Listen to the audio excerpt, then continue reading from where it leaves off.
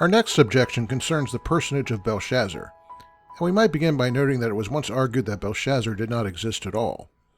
With that in mind, now that critics assent to his existence, they're reluctant to grant him his due as he is represented by Daniel. Let's see how.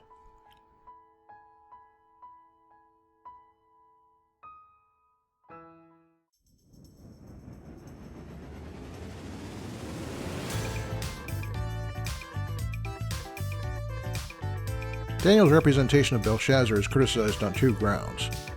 One, that he was not a king, and second, that he was not a son of Nebuchadnezzar, as Daniel indicates. Let's start with the second one first. One generally used reply has been that by ancient usage, the term son often referred to a successor in the same office, whether or not there was a blood relationship. This is true, but it can be even stronger and more literal. Belshazzar's literal father was Nebuchadnezzar's successor, Nebuchadnezzar, who was a usurper. Monarchs who were usurpers commonly tried to legitimate their claim to the throne by marrying their predecessor's wife or daughter, and we know of Babylonian kings who followed this practice. Do we have specific evidence for this in Belshazzar's case? No, we have none for or against it, but Daniel might just be our only evidence for it.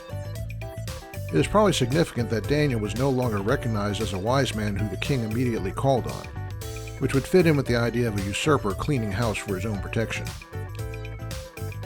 Now what about that first aspect, Belshazzar being king?